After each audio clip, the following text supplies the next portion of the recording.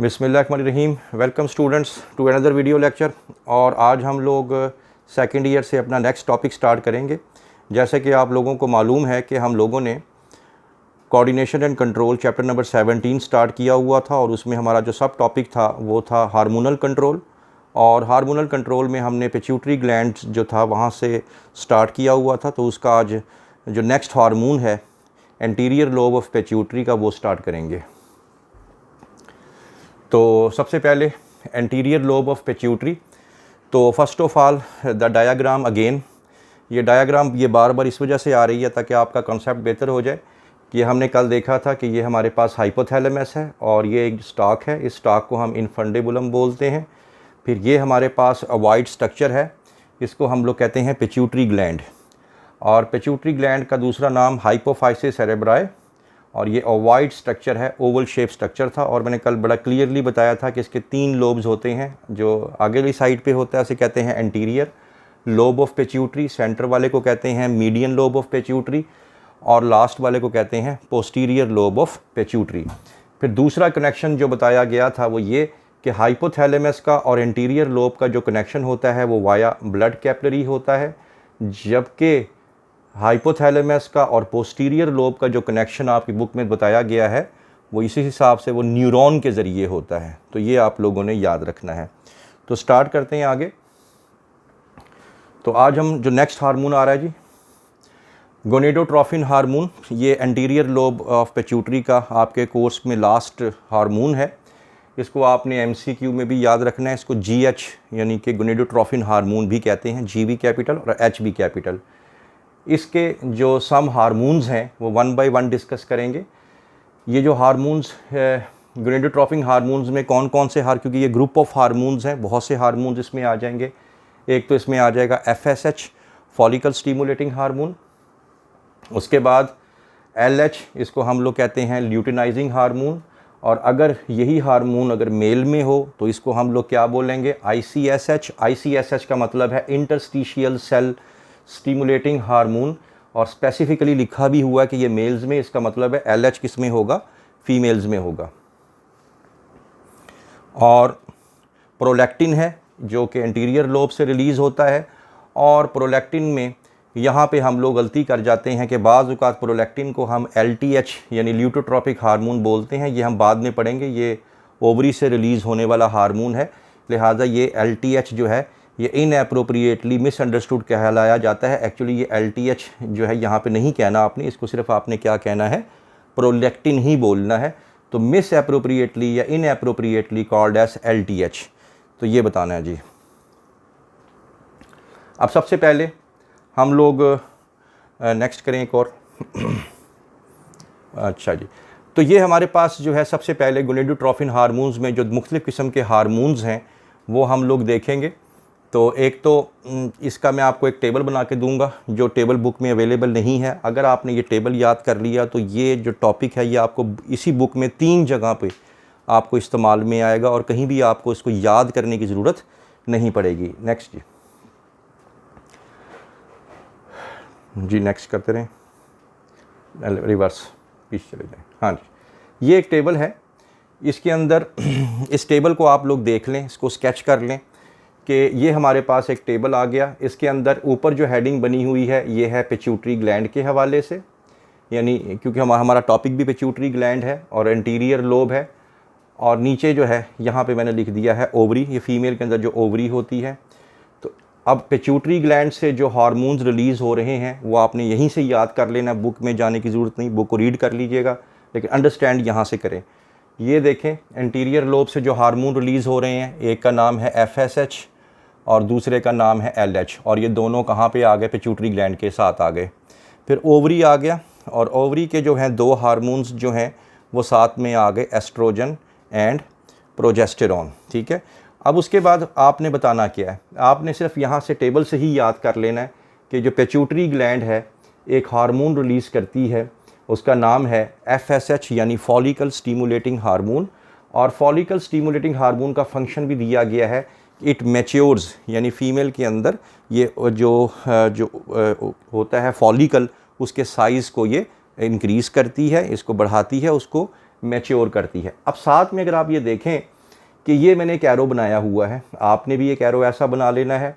आपने ये बताना है कि FSH एक साइड पे ओवरी के अंदर फॉलिकल्स को क्या में करती है, मैच्योर करती है, और दूसरा ओवरी के अंदर एक हार्मोन रिलीज़ करवाती है, और उस हार्मोन का नाम क्या है, एस्ट्रोजन। देखिए कुछ भी नहीं करना, आपने बस जस्ट यहाँ से यहाँ आ जाना है, ऑटोमेटिकली एस्ट्रोजन आ जाएगा। और नीचे है भी क्या, ओवरी। एस्ट्रोजन क्या करती है, ये फीमेल के अंदर जो यूट्रस की दीवारें होती हैं उनको ये थिक करती है, उनको ये मोटा करती है, तो ये थिकनिंग ऑफ यूट्राइन वाल। फिर उसके बाद यानी फॉलिकल स्टिमुलेटिंग हार्मोन इंक्रीज़ होगा, एक साइड पे फॉलिकल्स मैच्योर होंगे और दूसरी साइड पे एस्ट्रोजन से थिकनिंग ऑफ यूट्राइन वाल्स हो जाएंगे, यानी 2 फंक्शंस हो गए। फिर एस्ट्रोजन के इंक्रीज़ होने से आपने सीधा ये ग्रीन लाइन के साथ यहाँ चले जाना है, आगे अपने आप आ जाएगा LH। तो आपने बताना है कि जैसे जैसे एस्ट्रोजन इंक्रीज़ होगा तो पिट्यूटरी ग्लैंड जो है एक और हार्मोन प्रोड्यूस करेगी, LH, ल्यूटिनाइजिंग हार्मोन। और ये ल्यूटिनाइजिंग हार्मोन फिर क्या करता है, ये ओव्यूलेशन करवा देता है फीमेल में, यानी वो जो फॉलिकल है वो रैप्चर हो जाता है और उसमें से एग जो है वो रिलीज़ हो जाता है, और इस फिनोमेना को क्या कहते हैं, ओव्यूलेशन। फिर उसके बाद आपने इसी के साथ ग्रीन एरो के साथ नीचे आ जाना है कि LH ने एक साइड पे तो ओव्यूलेशन करवा दी, और दूसरी साइड पे जो है यही LH ओवरी को आके स्टिमुलेट करेगा और इसी से ही प्रोजेस्टेरॉन रिलीज़ करवाएगा। ये हम आपको आगे भी बताएंगे, रिप्रोडक्टिव जो सिस्टम आएगा उसमें भी बताएंगे। तो आपने ये बता देना है कि यही जो फॉलिकल जो बना था वही फॉलिकल जो है फ्यूचर में ओवरी के अंदर क्या प्रोड्यूस करना शुरू कर देगा, प्रोजेस्टेरॉन। होता ये है कि सबसे पहले पिट्यूटरी ग्लैंड ने FSH प्रोड्यूस किया, इसने मैच्योर फॉलिकल किए, इसी FSH ने एस्ट्रोजन की दीवारों को थिकन कर दिया, और इसी एस्ट्रोजन ने दोबारा पिट्यूटरी को कहा, LH हो गया।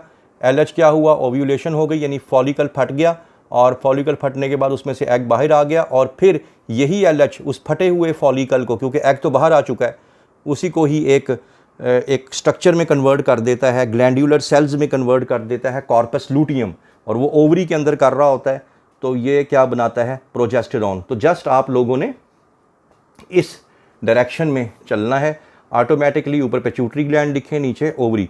बाकी जो एरोज़ हैं वो आपको नेक्स्ट जो टॉपिक्स आएंगे उसमें बताएंगे कि इन एरोज़ का क्या मतलब है। अभी आपने इसको सिर्फ इस डायरेक्शन में याद करना है।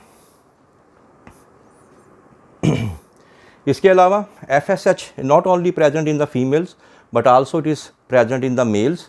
तो मेल्स के अंदर इसका क्या काम है, तो सबसे पहले ये करता है development of germinal epithelium of testis. जो टेस्टिस होते हैं उनकी जो दीवारें होती हैं उनको बोलते हैं, जो ट्यूबुलर सिस्टम होता है उनके अंदर दीवारों को जर्मीनियल एपिथेलियम वहाँ पे होती है, उनको ये डेवलप करता है। क्यों डेवलप करता है, स्पर्म प्रोडक्शन के लिए। तो ये आप लोगों का MCQ होगा कि FSH अगर मेल में होगा तो ये स्पर्म प्रोडक्शन करेगा, फीमेल में होगा तो उसको मैच्योर करेगा। इसी तरह जैसे मैंने बताया LH फीमेल में भी होता है और LH मेल में भी होता है, लेकिन मेल में होगा तो उसको क्या बोलेंगे, ICSH। ICSH क्या करता है, ये भी इंटरस्टिशियल सेल्स यानी टेस्टिस के जो सेल्स हैं, जो उनके सेमिनिफेरस ट्यूब्यूल्स होती हैं, आगे बताऊंगा आपको सेल्स, उनको स्टिमुलेट करता है और वो टेस्टोस्टेरोन प्रोड्यूस करते हैं। ये टेस्टोस्टेरोन के बहुत फ़ायदे हैं। ये सेकेंडरी सेक्स करैक्टरिस्टिक्स यानी मेल के अंदर आवाज़ का वज़नी होना, दाढ़ी मूँछों का आना, तो ये तमाम की तमाम जो क्वालिटीज़ हैं ये किस वजह से होती है, टेस्टोस्टेरोन की वजह से। तो साथ साथ आपके MCQs भी ICSH का फंक्शन भी आ गया। ये एक ओवरऑल चार्ट है, ये हम आगे रिप्रोडक्टिव साइकिल में भी पढ़ेंगे कि अगर आप लोग देखें, अभी जैसे मैंने बताया कि दिस इज़ FSH अगर आप देखें, ये देखें फॉलिकल को क्या कर रहा है, मैच्योर कर रहा है, ये बात रिपीट हो गई। फिर LH क्या करता है, LH जो है वो अगर आप देखें फॉलिकल को ब्रस्ट कर देता है और उसमें से एग बाहर आ जाता है, जिस फंक्शन को आप क्या कहते हैं, ओव्यूलेशन। और साथ साथ अगर आपको पिछला टॉपिक याद हो डायग्राम कि FSH जब बढ़ता है तो एस्ट्रोजन बढ़ता है, तो एस्ट्रोजन क्या करता है, थिकनिंग ऑफ यूट्राइन वाल्स। ये देखें यूट्रस की दीवारें थिक हो रही हैं। और बाद में प्रोजेस्टेरॉन आता है, प्रीवियस डायग्राम देख लीजिएगा, ये देखें ये फटा हुआ फॉलिकल है और यही एक स्ट्रक्चर में कन्वर्ट हो गया, इसको कहते हैं कॉर्पस लूटियम। तो ये प्रोजेस्टेरॉन रिलीज़ करता है, ये देखें प्रोजेस्टेरॉन का लेवल इंक्रीज़ हो गया और it further increase the uterine walls, ये आप देख सकते हैं। इसके अलावा जीएच के अंदर हमारे पास प्रोलैक्टिन भी आ गया है। प्रोलैक्टिन क्या करता है? प्रोलैक्टिन करता ये है कि ये एक ऐसा हार्मोन है जो कि पिट्यूटरी एंटीरियर लोब से रिलीज़ होता है, और ये जो फीमेल के अंदर जो ब्रेस्ट वगैरह हैं उनको ग्रो करता है ताकि जो मिल्क प्रोडक्शन है आफ्टर बर्थ जो है उसके लिए इसको प्रिपेयर किया जा सके। तो ये प्रोलैक्टिन का फंक्शन है। इसी के साथ साथ जैसे आप पढ़ चुके हैं कि होम्योस्टैसिस की रूह से हर चीज़ का एक बैलेंस रखा जाता है। जब उसकी मिकदार बहुत ज़्यादा इंक्रीज़ हो जाती है या मदर जो है बच्चों को फीड नहीं करवाती, तो फिर क्या होता है कि एक और हार्मोन भी रिलीज़ होता है, उसको कहते हैं प्रोलैक्टिन इनहिबिटिंग हार्मोन। तो ये क्या कर देता है कि ये प्रोलैक्टिन की सेक्रीशन को रोक देता है और इसी तरह मिल्क प्रोडक्शन भी रुक जाती है। तो ये PIH के नाम से इसको जाना जाता है। उसके बाद हमारे पास आ गया है median lobe of pituitary. Median lobe, जैसे आपको पता है कि 3 लोब्स होते हैं, एंटीरियर, पोस्टीरियर और मीडियन। तो अभी हम लोग जो है मीडियन लोब का एक ही हार्मोन है और उसका नाम है आपके टॉपिक में, उसका नाम है जी मीडियन का मेलानोफोर स्टिमुलेटिंग हार्मोन। इसको आप लोग कैपिटल MSH लिखेंगे। और MCQ में आ गया कि MCQ में कि MSH release from median lobe. इसका फंक्शन बेसिकली क्या है? इसका ज़्यादातर फंक्शन जो ये है कि ये स्टिमुलेट्स मेलानोसाइट्स। अब मेलानोसाइट्स क्या होते हैं कि हमारी स्किन के जो कुछ ख़ास तरह के सेल्स होते हैं उन्हें कहते हैं मेलानोसाइट्स। तो जब ये stimulating hormone, melanophore stimulating hormone produce होता है तो ये हमारी स्किन के सेल्स, उनका नाम है मेलानोसाइट्स, उन पे जाता है और उनके मेलानोसाइट्स फिर क्या प्रोड्यूस करते हैं? मेलानिन। मेलानिन एक प्रोटीन है और ये आपकी फिर डार्कनिंग ऑफ स्किन कर देता है। ठीक है, तो इसका बुनियादी फंक्शन क्या है? डार्कनिंग ऑफ स्किन, यानी ब्राउनिश करना, स्किन को डार्क कलर का करना, ये MSH का फंक्शन है। तो MSH release from median lobe और ये जाएगा स्किन के सेल्स में। स्किन के सेल्स को क्या बोलते हैं? मेलानोसाइट्स। मेलानोसाइट्स फिर क्या प्रोड्यूस करेंगे? मेलानिन, और इससे स्किन जो है वो डार्क हो जाएगी। इसके अलावा एक्सटर्नल लाइट की वजह से भी MSH बनना शुरू हो जाता है। एक्सटर्नल लाइट जो है वो क्या करती है? एक्सटर्नल लाइट हमारी डायरेक्ट, यानी एक्सटर्नल लाइट के अंदर UV light, ultra violet rays होती हैं जो डायरेक्टली मेलानोसाइट्स पे जाके अटैक करती हैं या उनके साथ टकराती हैं। फिर उसके बाद इसकी वजह से हमारी जो स्किन है डार्क हो जाती है, यानी जितना धूप में बैठेंगे उतना ही स्किन जो है वो डार्कनिंग में चली जाती है। क्यों? क्योंकि मेलानोसाइट्स लोकल लेवल पे भी ये मेलानोफोर स्टिमुलेटिंग हार्मोन जो हैं ये बनाना शुरू कर देते हैं, और जैसे ही एक्सटर्नल लाइट स्किन पे गिरती है, मेलानोसाइट्स पे गिरती है, तो हमारे सेल्स जो हैं, नेक्स्ट देखें, मेलानिन प्रोड्यूस करना शुरू कर देते हैं। तो यानी एक्सटर्नल लाइट की वजह से भी मेलानिन प्रोड्यूस होना शुरू हो जाता है और इसी वजह से डार्कनिंग ऑफ जो स्किन है वो हो जाती है। इसको रिवर्स इसका क्या है? इसको रोकने वाला हार्मोन क्या है? क्योंकि ये जेनेटिकली भी होता है। ये तो नहीं है कि एक शख्स जो है धूप में बैठा रहे और उसकी स्किन ब्राउन होती रहे, ऐसा नहीं। बाज़ औक़ात ये होता है कि वहीं से ही हमारे मीडियन लोब से ही इनहिबिटिंग हार्मोन भी आ जाता है, और वो क्या करता है? इनहिबिटिंग हार्मोन जो है वो क्या, जो मेलानोसाइट का उल्ट काम करता है, यानी वो मेलानिन प्रोडक्शन को रोक देता है, यानी वो डार्कनिंग ऑफ स्किन रुक भी जाती है। तो यानी दोनों तरह के क्योंकि बैलेंस होते हैं। होम्योस्टैसिस में आपको पढ़ाया था, अगर कोई इनिशिएट करने वाला होता है तो उसको रोकने वाला भी होता है, ताकि हर चीज़ क्या रहे। तो उसको रोकने वाला जो है, मेलानिन को रोकने वाला, वो उसको कहते हैं मेलानिन इनहिबिटिंग हार्मोन बोलेंगे उसे। इसके साथ ओवर सिक्रीशन, ये एबनॉर्मेलिटी में आ जाता है। जब भी कोई चीज़ ओवर सिक्रीशन में चली जाए या अंडर सिक्रीशन में चली जाए तो वो एबनॉर्मेलिटी है, नॉर्मल से डेविएशन है। तो इसमें एक तो प्रेगनेंसी के दौरान जो है फ़ीमेल के अंदर ये हार्मोन जो है ये बढ़ जाता है, और इसकी वजह से चेहरे के ऊपर ये डार्क स्पॉट्स जो हैं ये बनना शुरू हो जाते हैं। लेकिन ये एक डिज़ीज़ है, एडिसन्स डिज़ीज़। इसमें भी ये बीमारी बेसिकली मेलानोफोर की ख़राबी की वजह से नहीं होती। ये हम आपको आगे जाके बताएंगे कि जब हम एड्रीनल ग्लैंड्स जब पढ़ेंगे उनके अंदर कोई प्रॉब्लम्स आ जाती हैं, तो उस एड्रीनल ग्लैंड्स के अंदर प्रॉब्लम की वजह से MSH ज़्यादा प्रोड्यूस होना शुरू हो जाता है। तो फिर जो है इस बीमारी को आप लोग क्या कहते हैं? Addison's disease. इसमें आपने MCQ में याद रखना है कि Addison disease is not due to the malfunctioning of MSH। ये बेसिकली एड्रीनल ग्लैंड्स के हवाले से हम पढ़ेंगे, तो उसके हवाले से होता है। तो उसमें लिंक है इसका कि जब हमारे पास जब एड्रीनल ग्लैंड्स के अंदर प्रॉब्लम आती है तो MSH की प्रोडक्शन बढ़ जाती है। तो बेसिकली ये एड्रीनल ग्लैंड्स के साथ इसका लिंक बनता है, लेकिन क्योंकि इसका भी इनडायरेक्टली रिलेशन बनता है तो इसको यहाँ डिस्कस किया गया है। लास्टली हम लोग आ गए हैं पोस्टीरियर लोब की तरफ, और पोस्टीरियर लोब लास्ट लोब इसमें आ जाएगा। इसके अंदर दो ही हार्मोन्स हैं आपके कोर्स के अंदर, एक का नाम है एंटी डायरेटिक हार्मोन जिसको ADH भी बोलते हैं, और इसका दूसरा नाम है वैसोप्रेसिन। दोनों ही आपको याद करने पड़ेंगे। और दूसरा है इसके अंदर ऑक्सीटोसिन।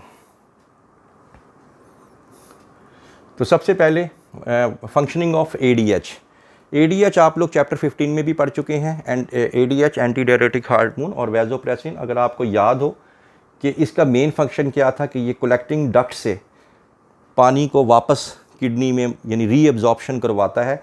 तो इसका मेन फंक्शन ये था। अगर आप इसका साथ लिंक बना लेंगे तो आपको कभी रटा लगाना नहीं पड़ेगा कि ADH का फंक्शन ये है कि किडनी से वापस पानी को वापस बुला लेते हैं बॉडी के अंदर, ब्लड के अंदर, और उसको बाहर यूरिन में जाने नहीं देते।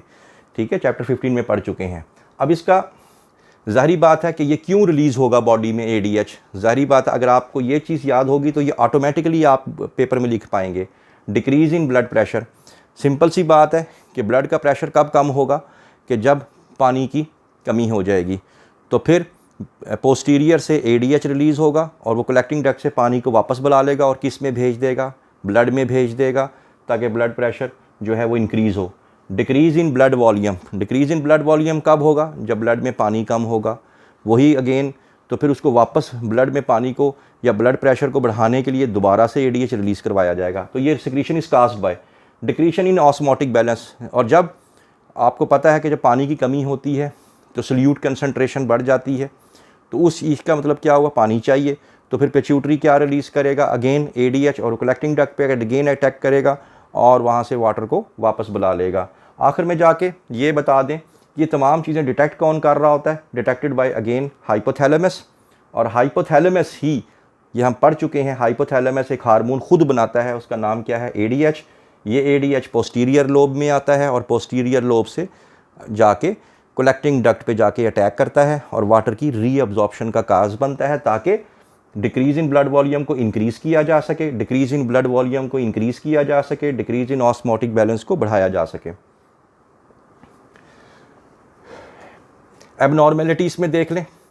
एबनॉर्मेलिटी मैंने अभी आपको बताया, कोई भी हार्मोन अपने नॉर्मल से ज़्यादा या कम प्रोड्यूस होगा तो वो एबनॉर्मेलिटी कहलाती है। इसमें अंडर सिक्रीशन आ जाएगा आपके कोर्स में, यानी अगर ये ज़रूरत से कम पैदा होगा तो ऑटोमेटिकली बात ये है कि जब कम पैदा होगा तो कलेक्टिंग डक्ट से पानी वापस बॉडी में नहीं आएगा, बल्कि यूरिन के ज़रिए ज़ाया होना शुरू हो जाएगा। तो उसकी वजह से इस बीमारी को कहते हैं diabetes insipidus. Very very important, ये आपके शॉर्ट क्वेश्चन में, MCQ में, बोर्ड के एग्ज़ाम में, एंटी टेस्ट में आ सकता है। इसकी अंडर सिक्रीशन की वजह से जो बीमारी बनती है, डायबिटीज़ मेलाइटस जो है वो कोई और बीमारी है। ये डायबिटीज़ इंसिपिडस है जिसका डायरेक्ट ताल्लुक इसके साथ है, ADH के साथ। कैसे पता लगेगा सिम्टम्स इसके? सबसे पहले large quantities of dilute urine. ज़ाहिरी बात है पेशेंट का ADH नहीं बन रहा, वापस ब्लड में पानी नहीं आ रहा, तो कहाँ जाएगा, बॉडी से बाहर जाएगा। तो large quantities of dilute urine, बहुत ज़्यादा पानी जो है वो यूरिन के ज़रिए ज़ाया होगा। और जब पानी ज़ाया होगा तो ऑब्वियस सी बात है, तो पेशेंट को बार बार ग्रेट थर्स्ट, बार बार उसका मुंह खुश्क होगा, उसको बहुत ज़्यादा प्यास लगेगी। Lastly oxytocin. अब ऑक्सीटोसिन के बारे में आप ये बता दें, इसका ज़्यादातर ताल्लुक जो है वो बर्थ के साथ है। एक अगर आप इसका सिंबल बना लें तो आप फ़ौरन आप बाकी बातें लिख सकते हैं। तो ये क्यों रिलीज़ होता है, ये रिलीज़ इसलिए होता है, ये मैंने ये ओवरी बना दी है, ये फीमेल रिप्रोडक्टिव स्ट्रक्चर बना दिया है। नेक्स्ट, तो क्यों ये रिलीज़ होता है? सबसे पहले distension of cervix. Distension of cervix, ये अगर आप देखें यहाँ पे ये यूट्रस है, यूट्राइन वाल्व्स हैं, और ये जो आगे क्लोज हिस्सा है इसको बोलते हैं सर्विक्स। और ये हिस्सा जब फूलता है, जब ये हिस्सा फूलता है इसे कहते हैं डिस्टेंशन। डिस्टेंशन का मतलब फूलना, तो सर्विक्स के फूलने को कहते हैं। तो क्योंकि इसका ताल्लुक बर्थ के साथ है, और जब आपको पता है कि at the time of birth जब फीटस बाहर को आता है तो ये फूलना शुरू हो जाता है, और जो हमारा पोस्टीरियर लोब है वो फिर क्या प्रोड्यूस करता है, वो ऑक्सीटोसिन प्रोड्यूस करता है। Number 2, decrease of progesterone level. Decrease of progesterone level भी बर्थ के टाइम ही होता है। तो जब जैसे ही बर्थ के टाइम करीब आता है तो प्रोजेस्टेरॉन का लेवल कम हो जाता है, ऑक्सीटोसिन का लेवल ज़्यादा हो जाता है। क्यों ज़्यादा होता है वो भी मैंने नहीं बताया, लेकिन दो बातें हो गई, एक डिस्टेंशन फूलना सर्विक्स का, और दूसरा डिक्रीज ऑफ प्रोजेस्टेरोन लेवल। तीसरा होता है पार्ट्यूरेशन। पार्ट्यूरेशन कहते हैं the act of giving birth, वो भी उसी के साथ इसका रिलेशन आ जाएगा। फिर उसके बाद सकलिंग। सकलिंग का मतलब होता है the sucking of milk from the mammary glands, तो ये इसके साथ भी इसका ताल्लुक़ होता है, क्योंकि मेमरी ग्लैंड्स के अंदर कुछ न्यूरल स्टिमुलाई होते हैं जो कि जब बेबी सक कर रहा होता है तो वहाँ पे पोस्टीरियर लोब ऑक्सीटोसिन जो है वो प्रोड्यूस करना शुरू कर देता है। तो इसका प्राइमरी फंक्शन क्या है? अब इसका प्राइमरी फंक्शन आ गया। ये सारा कुछ क्यों हुआ जी? ये एक्ट करता है स्मूथ मसल्स पे, क्योंकि यहाँ पे फीटस होता है। ऑक्सीटोसिन, क्योंकि पहले ये डिस्टेंशन हो गया, फूल गया, प्रोजेस्टेरोन का लेवल कम हो गया, ऑक्सीटोसिन पिट्यूटरी से आएगा, तो उसकी वजह से इसकी जो स्मूथ वाल्स हैं इनमें कॉन्ट्रैक्शन और रिलैक्सेशन शुरू हो जाएगी, जिसकी वजह से जो फीटस है वो बॉडी से क्या हो जाएगा, एक्सपेल हो जाएगा। ये फंक्शन है प्राइमरी फंक्शन किसका? ऑक्सीटोसिन का। आखिर में ये भी बता दें, बहुत इंपॉर्टेंट है, कि जब बर्थ हो जाएगी फिर उसके बाद मेमरी ग्लैंड से इजेक्शन ऑफ मिल्क, ठीक है, ये भी इसका बहुत ही एक इम्पॉर्टेंट इसका जो है ताल्लुक बनता है इजेक्शन ऑफ मिल्क के साथ। Thank you very much. I hope that you have understood the lecture today. For more interesting videos, please stay connected